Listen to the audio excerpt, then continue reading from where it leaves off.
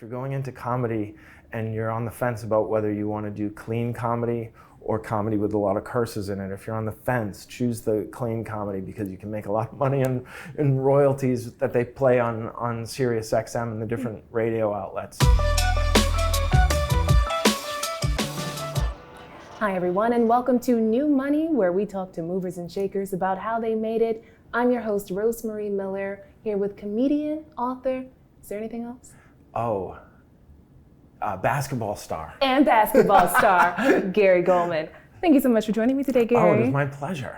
It is my pleasure. New Money, I like the sound of that. Yes, New Money. Yeah. Gary, congratulations Thank you. on your HBO special. Yeah. What is it? Born on Third Base. It's called Born on Third Base. Yes. Congratulations. Thank you. Mm-hmm. Thank you. What inspired you to become a comedian? Oh, I think the feeling I got in my earliest years, I mean, probably 3 or 4 years old, at making my family laugh. I was the youngest child, and I remember reading that Kurt Vonnegut said that the youngest child is always the family comedian. And that was me. I needed to get more attention because my brothers were a lot older than me, and so I knew that laughter was valued in my family. So I was very funny around my family and would go out of my way to learn jokes and do impressions and things like that. So I've been funny since I was very young. And laughter was valued. How has laughter been valued throughout your life? Oh, that's a very interesting question. I think early on it was an excellent way to make friends and make people feel comfortable and make people like me. And then in college, it was sort of a defense mechanism because I was a football player. I was on the football team, and I was inept. I was not very good, but I was able to make everybody laugh during the downtimes, during practice and games. And so I was able to carve out a little bit of a niche of people who found me agreeable and didn't discount my worth because of how poor of a football player I was. Yeah. So that was very helpful.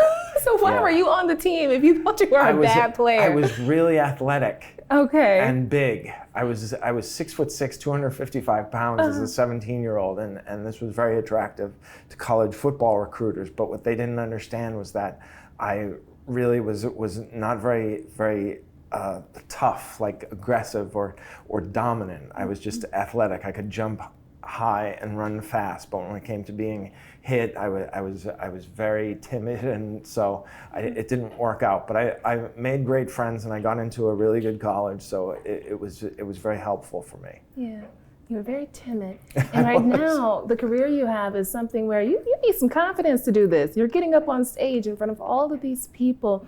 Do you still feel like that timid boy? I definitely do feel timid. I think being a comedian gives you this power in that everything you say, you get to prepare and work out in front of different audiences, and then you get better at it. And so it's much easier for me to do that than, say, talk to strangers or go to a party. When I go to a party, I feel very anxious because you can't prepare everything you're going to say. And that's why I tend to be the person standing in the corner and trying to find somebody I already know at a party. So it's very different, and it's very common for comedians to be amongst the introverts and the shy people. I wouldn't say I'm an introvert, but I do get very anxious in social situations. Yeah. So you're good at talking at people, not so much talking with people. I like to give them laughter, but talking with them, I would rather listen. I would say that I'm a good listener because I don't want to really talk about myself or tell people things about me, except if it's on HBO. Like I did, my last special was all about my recovery from depression and mental illness. And I was much more comfortable telling whoever had an HBO subscription than I was even people in my family or close friends. It's a paradox, a very strange paradox. And why did you do that? Why did you tell people about the depression, the anxiety? mostly because I was so grateful to be feeling better, and I knew the things that got me better, and I wanted to share them with people, and also sort of make light of the experience so that people who watched it would feel comfortable discussing it, and that it's not something to be ashamed of or keep to yourself. And so I think I accomplished that, and I was very grateful for that opportunity. Yeah. Do you ever feel like people didn't even know that this was going on with me because you're always the one who's smiling? You know, you're the one with the jokes. Yes. What do you mean depression? What do you mean anxiety? Yeah. People were really surprised, even in my family, and also I think as in general we assume that people who are as tall and cute as I am do not get depressed. Yeah. So I hopefully it made people feel like that being tall and handsome are not things that neutralize depression, and that it's chemistry, and there's no accomplishment or amount of money earned that's going to make you feel better if you have this chemical imbalance in you, or sometimes it's trauma or events in your life that can cause a depressive episode. Yeah. And speaking of the money, that's what we're here to talk about, the money. Okay, yes. So when did you know, I made it? I finally made it. I think it's interesting. There are certain things that will happen, you'll think you made it, and then but I've felt I made it like in 1999 when I went on the Tonight Show. I thought, oh, I'm a professional comedian, and I've been on television. But there are certain things, like we both live in Harlem, and there's a joke I did on Conan in which I used the expression ne'er-do-well, which is an unusual word. I probably only used it in my act. I never used it in real life. And then I heard somebody from behind me yell out, "Ne'er-do-well," and I was like, oh man, I've made it. I'm getting recognized in my neighborhood, and they have to be talking to me. Nobody just yells out ne'er-do-well in any other circumstance but seeing me. So that felt like I'd made it. And then, I mean, to me, not worrying about money is making it. Like, because I grew up in near poverty, and we were on food stamps and free lunch, and we were on welfare, and we were always worried about money, week to week, day to day, and my mother would be in tears on the phone with the IRS about having a lien put on her house and things like that, and worrying about dentistry and bills and things like that. So I'm at a point right now where I don't worry, oh, am I going to be able to afford rent next month or over the next year or two. I think I'm good for rent, and it's just, it relieves so much anxiety, and I really feel for people who are in a position where rent and food are considerations day to day, and it shouldn't be, and so it's heartbreaking. And when did you feel like you finally got that stability where you didn't have to worry about money? Because in the business you're in, I'm sure there are highs and lows. Yeah, and it's interesting because it also relieves you or makes you more creative when you're not worrying about, oh, I need to do something that's going to pay the rent. It's just so freeing, and I have such a lightness about me when I'm not worried about having to be on the road all the time or to come up with another great idea to sell to somebody. It's just, I'm so grateful for the position I'm in finally. And how did you learn how to manage your money? You didn't grow up with it. What did you do? How'd you learn? Well, it's interesting. I do have an accounting degree from Boston College, so I know certain aspects from I was a double major of accounting and finance, so I do know a lot of aspects of investment instruments and things like that, and the time value of money, of course. But I also have this anxiety about managing my money, so I've actually hired a business manager so that I don't have to do my own taxes at the end of the year, because it just it brought me so much anxiety. But I did learn things over the years, and I also have sort of an idea of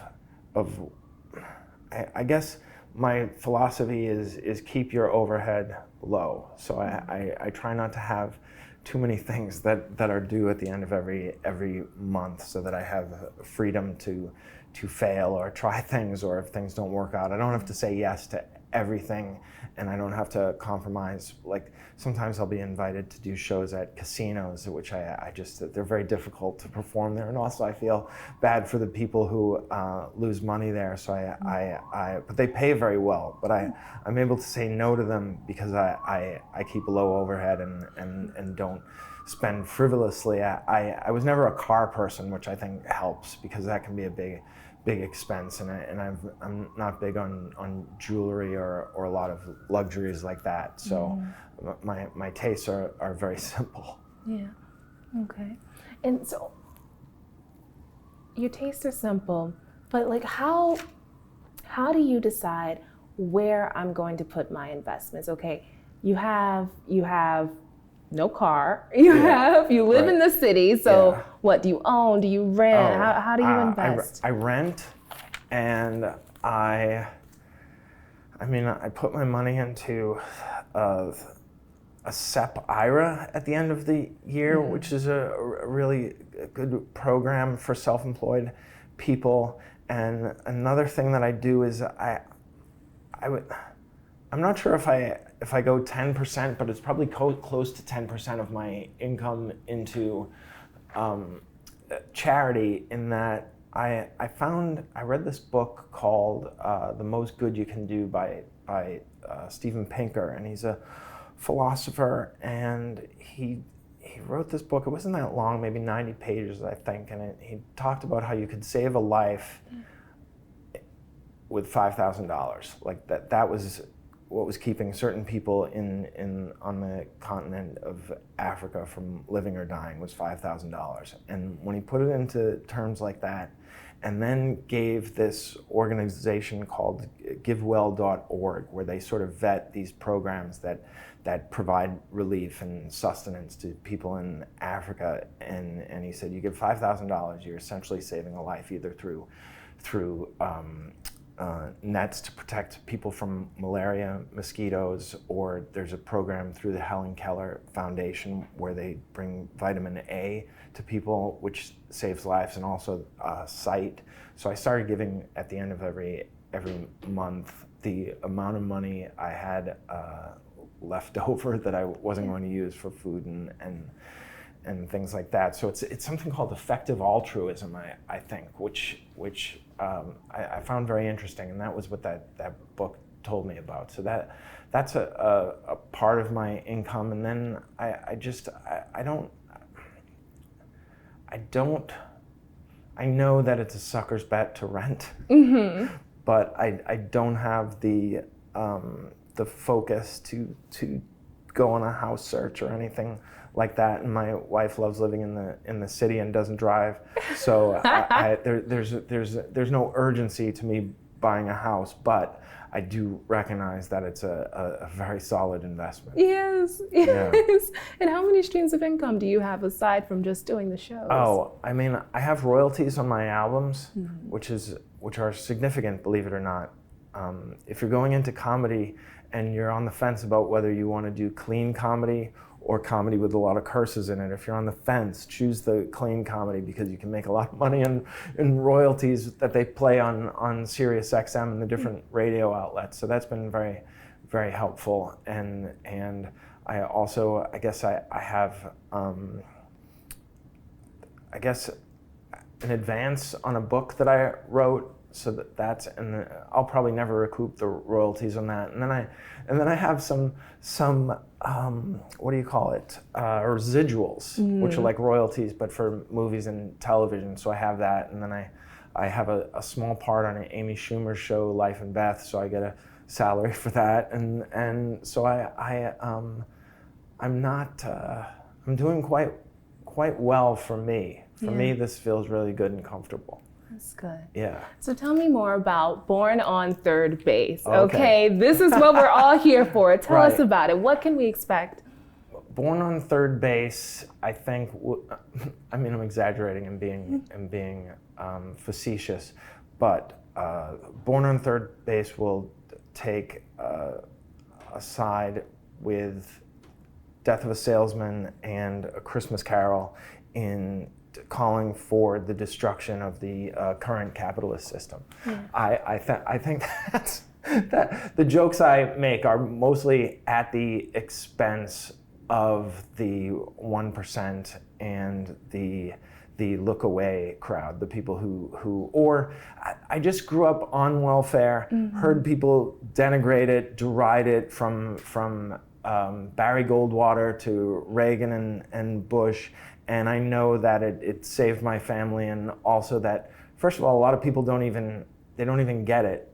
Yeah. They won't get it because they're ashamed, or they don't know they're eligible for it, and then most people are not on it for very long. It's just very helpful, especially for a single mom like my mother with 3 boys and a small investment in the Gulman boys over the years, and we've repaid it hundreds and probably thousands of times in our taxes that we've paid. And my brothers went to state schools. I was able to get a football scholarship through some sort of miscalculation, and so we were very fortunate. And these types of programs, state schools and public education, are very helpful at lifting people up, and it's just a shame that it gets a rap for being that poor people are takers or taking advantage, and it's propaganda. Oh, that's beautiful. but the special is it's hilarious. It's my funniest special, but underneath it is our digs at greedy people. Yeah. And so what a lot of us don't know is the business behind these specials. What is that like? What are the contracts like? How do you negotiate this? That's very interesting. I always find it. I used to think that people would say, "Oh, Tom Cruise got negotiated a contract," and it's like the people who are negotiating my contracts, and I'm sure Tom Cruise contracts, sometimes I haven't even met them yet. I do know all the people in my corner, but there are cases where it's like, it's nice to meet you, and this person is in charge of a lot of money, or a lot of money to me. So what happened with this special was I paid for it to be shot. I paid a director, and he assembled a crew, and then when it was finished, my manager, who is a real idea man and not a yes man. He really is creative, and he's great at connecting me with other people. He said Conan O'Brien's company is looking for specials to produce, to put their name on, to edit and package, and it would be through HBO. So he said, we'll show him your special if that's okay. I said, yeah, of course. I love Conan O'Brien. He's given me a lot of great opportunities. And so they saw it, they liked it, they offered us some money, and then my manager went to another company and said, we're going to sell this to Conan O'Brien unless you want to make an offer. And then they made an offer, and we said, oh, we're good. We'll stick with Conan, which I was so grateful for that they didn't spend as much money, because I think Conan's one of the funniest people who's ever lived, and he's just really nice. He's such a thoughtful, kind, generous guy, and so I was really glad. And so then his deal that he made years ago was with HBO to provide them with some content for their streaming service, and so I'm sure that he will receive a fee from them. So there are a lot of opportunities for, as they say in the old-time gangster films, to wet one's beak. Yeah, I don't know that well. it's an expression I first heard, I think, in The Godfather Part 2. Okay. And I was like, it didn't resonate with me, but I remember it did stand out to me. I was like, oh, that's an interesting metaphor that I don't understand either. And Gary, before I let you go, I must know your take on Instagram and TikTok comedians who they're not really doing stand-up, but they're doing their skits. What are your thoughts? Yeah. I think I don't begrudge them at all. I think it's not always my taste, but they do have an audience, and they are beloved by their audience, and they're connecting in a way that traditionally was through network television or cable television, or when I was a kid I would listen to comedians' albums.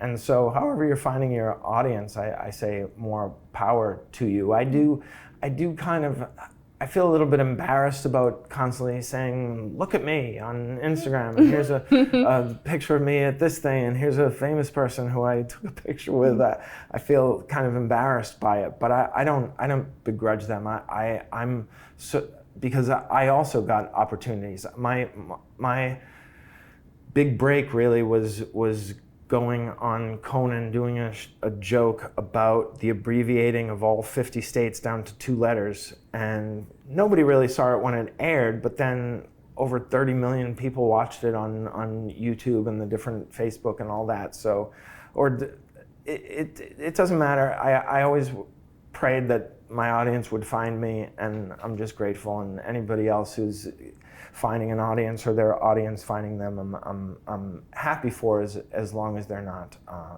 vile, despicable human beings. But it's I think that's always the case. Is stand-up kind of dying in a way? Because I can't think of many new stand-up comedians. Like we have like Matt Rife, and maybe before him, the newest one, I know, this is me, maybe like Kevin Hart. That was the last big name I heard. So is it a thing like maybe you should have started X amount of years ago, stand-up is the thing, but if you want to be a new age comedian, maybe it's skit? No, I don't think there's ever been a better time to be a stand-up, nor a vegan, nor mentally ill. I'm living in the golden age of all my intersections. I think, I'll point this out. So in between Kevin Hart being a superstar and Matt Rife being very famous, I found a niche, and while I'm not in the attraction or views or what have you of those two, I've settled into an area where I can go to probably 50 cities in the country and sell 1,000 tickets. So it's pretty good. I can't complain about that. It's really beyond a dream come true, and so I don't think stand-up is dying. I think that the traditional way of discovering stand-ups is changing and morphing, and I don't know what it'll be like in 10 years, but I'm glad I started when I started, but without the internet and YouTube and all that, I probably would still be completely unknown, and now I'm just virtually unknown. So what is your greatest piece of advice that you would give to a young comedian who is trying to be like you today? I would say believe, persist, and don't give up, because it is not necessarily, and I think I heard this in the opening to a Nipsey Russell song recently, where he was like, I'm not so much better than everyone else, I just didn't quit, I just kept going, and that's how I feel. I'm not that much better than a lot of people I started with, I just didn't stop doing it. And every couple of years I'd want to give up. And then I'd lick my wounds and get back in the fight. It's very fun, and you don't have to. It's not like you have to be making a living at it to enjoy it. You just have to be able to do it, and you can do it in more ways than you did when I started. So I would say just keep going. Just keep going. Yes. Gary, you're awesome. Oh, thank you. You're awesome. Thank you. This was so great. This Thank was you a for doing delightful this. interview.